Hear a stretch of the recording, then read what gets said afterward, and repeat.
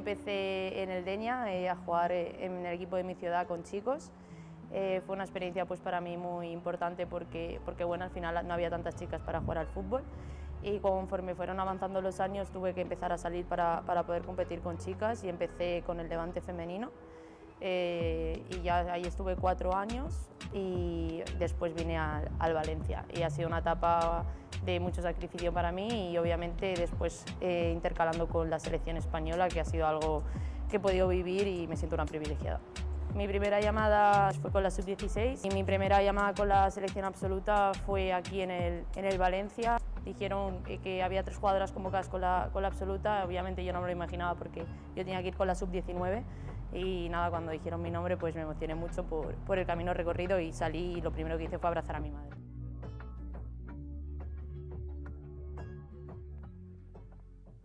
Bienvenidos, muy buenas a todos los seguidores de Visibles, este programa y esta plataforma impulsado por la UCH Cardenal Herrera, de la mano además del medio de comunicación visibilitas.com, especializado en deporte femenino, y como veíamos, en este caso preparando los alumnos de comunicación audiovisual esa presentación de la protagonista que tenemos en el día de hoy. Hoy nos vamos al mundo del fútbol y en este caso, como veíamos en esas imágenes de este vídeo, saludamos y damos la bienvenida a Fiamma Benítez. ¿Qué tal? ¿Cómo estás? Bueno, es un placer estar aquí. Estábamos viendo unas imágenes, ¿no? Un poquito desde los principios, ese recorrido. Bueno, jugador actual del Valencia, de la selección española, pero bueno, al final todas las historias tienen un comienzo, todas las historias tienen una génesis y para empezar, yo creo que las cosas empezando desde el principio es lo mejor que se puede hacer y hacer un recorrido es lo que vamos a hacer en este, digamos, momento de tomar un café tranquilamente. Sería eso, ¿no? Si echas la vista atrás, si ahora, bueno, que ya vas sumando años, que estás en ese espacio del deporte de élite de alto rendimiento, ¿con qué mirada ves precisamente lo que fueron tus inicios? Bien fuese en el fútbol o incluso si tocaste otros deportes antes de meterte en el mundo del fútbol, si tocaste otro tipo de deportes para a partir de ahí ya llegar al fútbol. Bueno, yo los veo con mucha nostalgia. Al final, en mi casa siempre se ha habido y se ha respirado fútbol.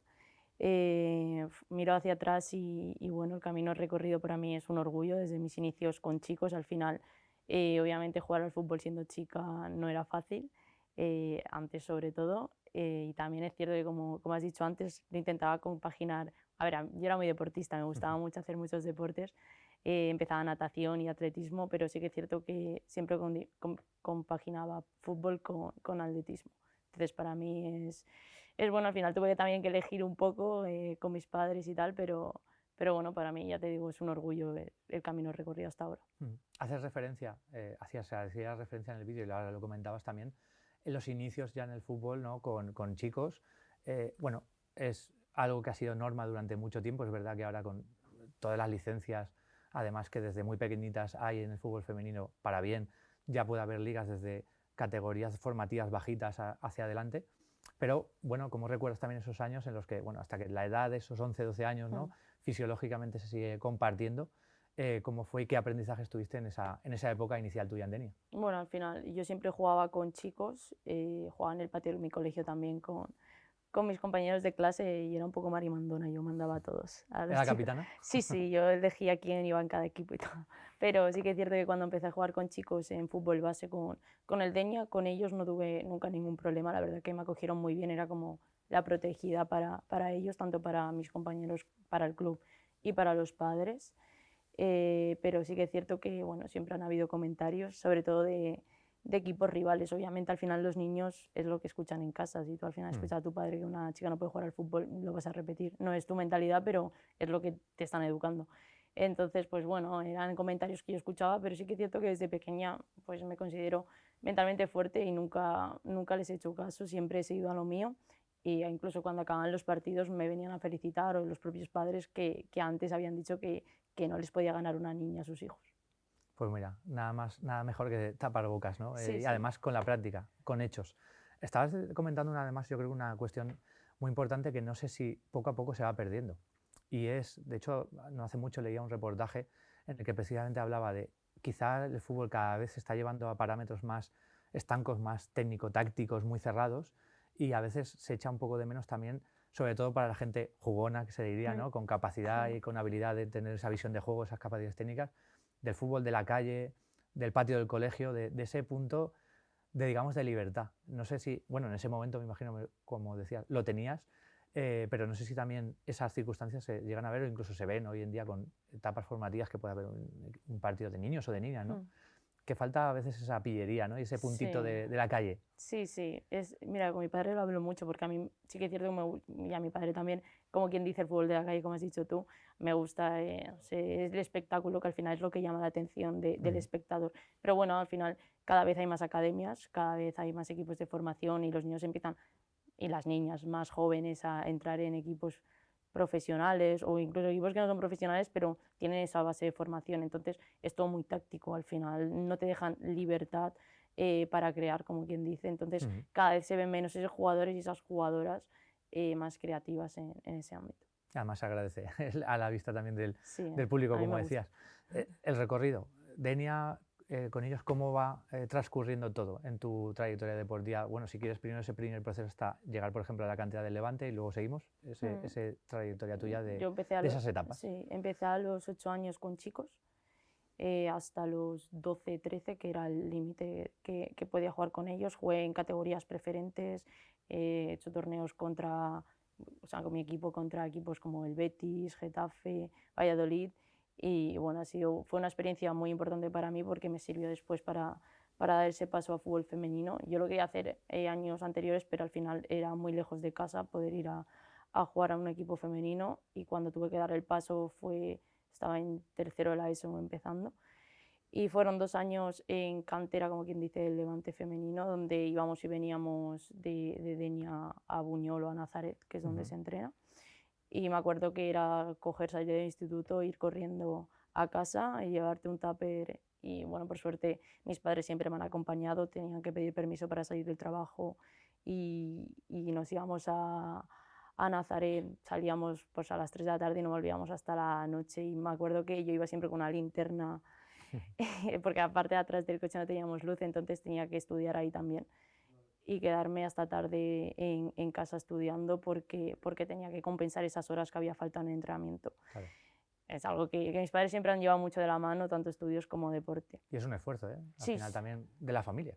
Sí, sí, yo siempre lo reconozco, que obviamente sin mi familia pues nada, no hubiese conseguido nada. Y después me fui a vivir a Valencia cuando empecé mi etapa de bachiller. Fui y compartí piso con Silvia Lloris, que es jugadora del Valencia, y mi madre, porque arreglamos un acuerdo porque como las dos éramos menores de edad necesitábamos a un adulto que iba con nosotras. Y recuerdo que esos 2 años ya estuve tocando más el primer equipo del Levante femenino, que fue cuando debuté con 16 años con PRI.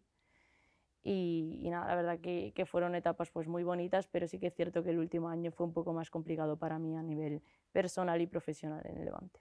Bueno, justamente ese recorrido, esa trayectoria va dando paso a tomar nuevos caminos, elegir, bueno, según se va tocando más el alto rendimiento, precisamente toca más el tener el momento que coger un camino u otro, y te quedas en la misma ciudad, pero pasas del Levante al Valencia, que además tenemos ahora algunas de las imágenes que además los compañeros alumnos de comunicación audiovisual del CEU estuvieron grabando hace poco contigo. Pero bueno, ahora según las vemos, tener ese punto de cómo fue la elección y cómo está siendo, bueno, hasta la fecha tu estancia en el Valencia. Bueno, como he dicho antes, el último año mío del Levante fue duro, a nivel sobre todo personal, porque bueno, había recibido un trato que no me había gustado el último año, la verdad. Y bueno, fue una lección dura, obviamente, porque yo sabía que iba a tener repercusión ese cambio, pero era lo que yo necesitaba. Se valoró mucho la opción de estar cerca de casa, porque yo soy joven y bueno, tener a mi familia cerca para mí es muy importante. Sí que es cierto que bueno, cuando se estaba llegando al punto de tener que elegir ya me costó un poco porque sabía lo que podía llegar a pasar si tomaba esa decisión, pero con el apoyo de mi familia y reflexionando con mis padres era lo mejor para mí, en ese momento, para poder jugar, para hacerme ver, y el Valencia era quien me daba la mejor opción de poder seguir creciendo. Un poco también para el espectador que a lo mejor no tiene la oportunidad de seguir habitualmente, pues imagínate, ¿no?, entrenamientos de un equipo de élite, al fin y al cabo, de primera división.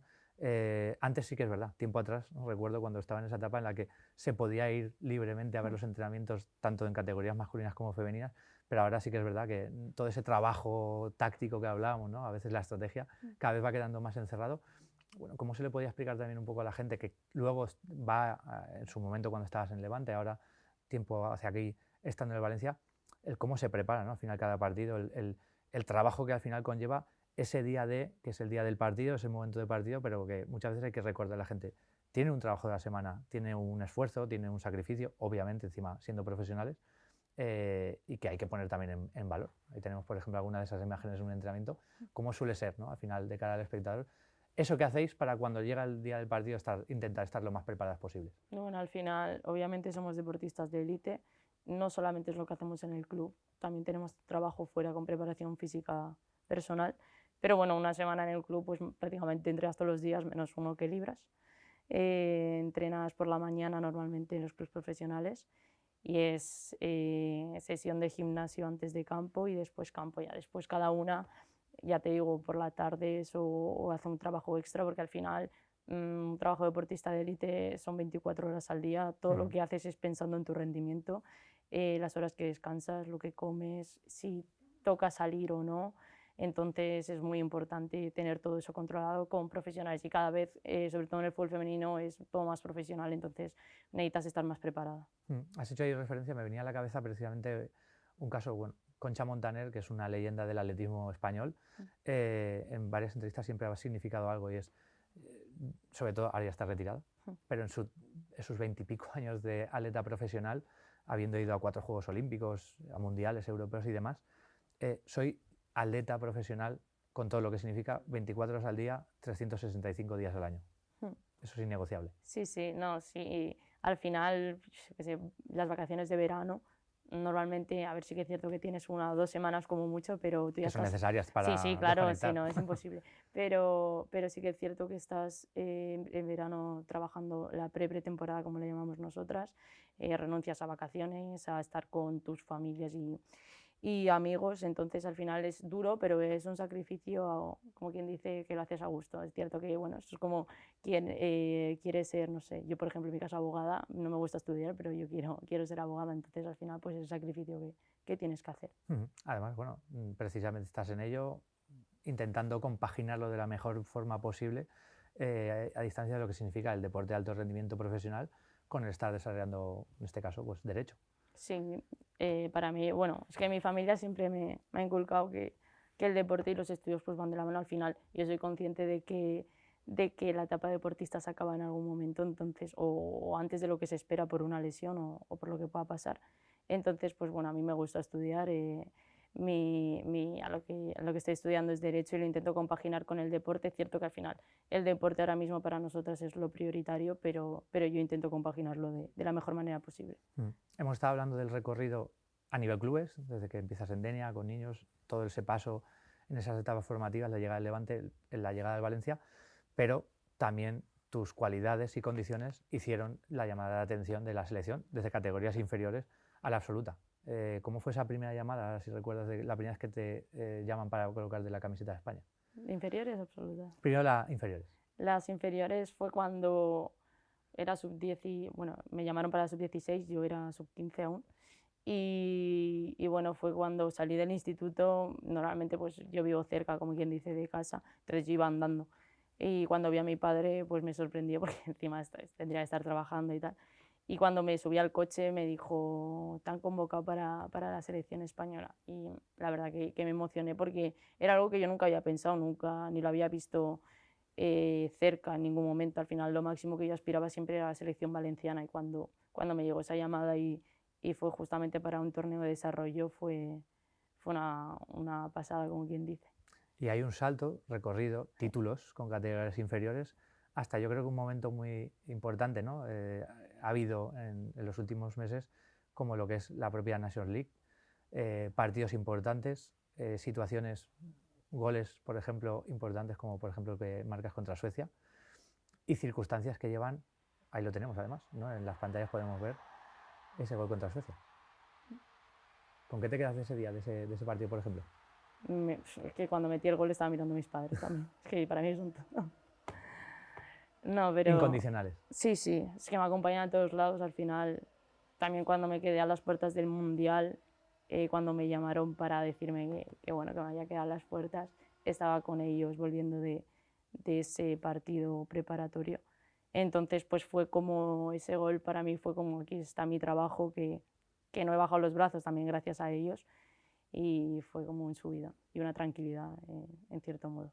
Porque al final en los últimos tiempos es verdad que estuvo ese mundial, pero ha habido además un torneo que era clave precisamente para algo que el fútbol femenino español hasta la fecha no había conseguido, así como muchas disciplinas deportivas sí en España, y era la clasificación para unos Juegos Olímpicos. Está claro, de hecho creo que tenías Sí, la sí. medalla y tal, pero no obstante, bueno, hablamos de esa situación de, a través de ese torneo que ganáis, el haber conseguido la clasificación para los Juegos. Sí, sabíamos la importancia que tenía esa concentración en especial. Queríamos estar en los Juegos Olímpicos, al final éramos favoritas, obviamente, campeonas del mundo, pero bueno, era una experiencia que ninguna nos habíamos planteado, ni más jóvenes aún, ni las más veteranas se lo habían planteado nunca.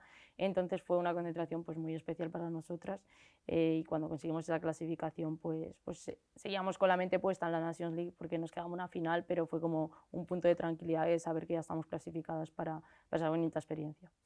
Desde luego, claro, no sé si ahora, ahora podríamos hablar de referentes. Sois referentes, igual que ha habido referentes en otras épocas del fútbol femenino que poco a poco, pues, a lo mejor en tiempos anteriores no tenían visibilidad, pero estaban. Ahora está además esa visibilidad. El hecho de que te puedan contar lo que es estar en los Juegos Olímpicos. Entonces, ahora mismo, en España al menos, bueno, si somos concretos, sí que ha habido una jugadora nacida, una futbolista nacida en España, en concreto en Manises, en Valencia, que fue Nadia del López, que está actualmente en Español, que jugó con Chile Vamos a ver. los Juegos de Tokio, pero lo que puede significar en lo que es el mundo del deporte estar en los Juegos. Me imagino que ahora también, evidentemente trabajando con tu club, pero con el objetivo de por qué no estar en esa lista que pueda estar en unos Juegos Olímpicos. Sí, a ver, obviamente se sabe la dificultad que es estar en los Juegos Olímpicos. Al final es muy reducida la lista de convocadas, son 18. Pero bueno, a ver, yo trabajo para ello Claro, claro, también. claro. Obviamente, como has dicho, focalizada en mi día a día con el club, que es lo prioritario ahora mismo, pero obviamente con la mente puesta y la mirada puesta también en esos Juegos Olímpicos y poder cumplir uno de los sueños que sinceramente pues nunca me lo había planteado, pero ahora sí que se ve más cerca. Ahora mismo, ¿cuáles podríamos decir que fotos mentales que has ido guardando en la mochila un poquito de la experiencia, precisamente en trayectoria con selección, incluidas las categorías inferiores, esas fotitos que tienes con compañeras, con éxitos, con momentos o con partidos según rivales que te vas a guardar siempre? Para mí, obviamente, la primera vez que me llamó la selección, cuando nos hacen las fotos de busto, que se llaman, para mí esa fue un momento muy especial. Obviamente, después en categorías, siguiendo categorías inferiores, pues la consecución de los 2 campeonatos de Europa con la sub-19, levantando la copa y la videollamada con mi familia enseñando la medalla. Que hay una foto que estoy así con el móvil y es una videollamada con mi familia. Y obviamente para concluir de inferiores, cuando levantamos el título de campeonas del mundo sub-20, que era por primera vez que había ganado la selección española femenina, y fue un momento pues único para nosotras porque sabíamos que en el anterior mundial jugadoras como Patri Jarro, Aitana Bonmatí se habían quedado a las puertas y nosotras podíamos pues tomar esa revancha encima con el mismo rival en la final. Y absolutas, pues mi día del debut, obviamente, mi primer gol que fue en el torneo de Australia contra Jamaica y obviamente también la penúltima concentración, el gol en la Rosaleda en Suecia, pues ya te digo, cuando fui a celebrar con mis compañeras y cómo miraba a mis padres y por último la conquista de la Nations League, que fue muy especial. Te había preguntado, ahora mira, volviendo, podríamos recuperar sencillamente el hecho de, ¿y las fotos a nivel clubes? ¿Qué Uf, también te quedarías? mi No te digo debut, todas, pero bueno, no, las no, representativas. bueno, al final mi debut en primera división, que fue con el Levante, pues fue especial porque fue la primera jornada de la liga, en mi primera convocatoria y salí a jugar 5 minutos, no fue mucho, pero para mí fue bastante. Y bueno, siguiendo así, pues los 2 subcampeonatos bueno, uno de la Copa de la Reina y otro de la Supercopa de España, también con el Levante. Y con el Valencia, obviamente, pues la primera vez que mi presentación, como quien dice, y mi favorita creo que la foto de Mestalla después de la victoria del derbi del año pasado, celebrando con la afición. Bueno, bueno, al final también el generar cada vez más ese punto de hermandad, porque creo que tiene una cosa muy buena además, en este caso los derbis, por lo menos en la ciudad de Valencia, entre el Valencia y el Levante y viceversa, respecto también a las aficiones. Previo a la entrevista, al final hablamos de muchas cosas, te habrán contado cosas, pero no te hemos contado todo lo que ibas a vivir aquí hoy. Y tenemos una sorpresa para ti que vas a ver en esa pantalla. Esperamos que te guste esta sorpresa. Que no olvides nunca de todo el sacrificio y todo lo que te ha llevado llegar hasta aquí, que no ha sido fácil. Viajes. Claro, viajes, tu andadura desde los 13 años, de estudiar en el coche, de cenar en el coche. De no poder ir a fiestas. Nada, de no poder salir a lo mejor los fines de semana con tus amigos porque tenías partido, pero todo eso te ha llevado a ser hoy lo grande que eres. Para nosotros eres muy, muy grande. Y todo eso, en gran parte, te lo has ganado tú.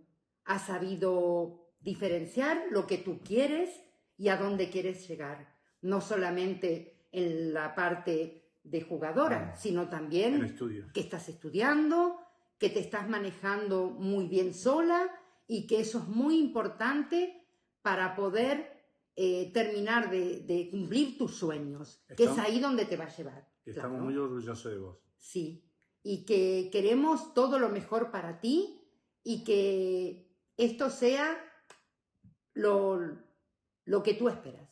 Un besito. Venías rotulado, pero dinos tú, ¿quién son la sorpresa? Mis padres, obviamente. No, o sea, es que al final ellos siempre han estado a mi lado.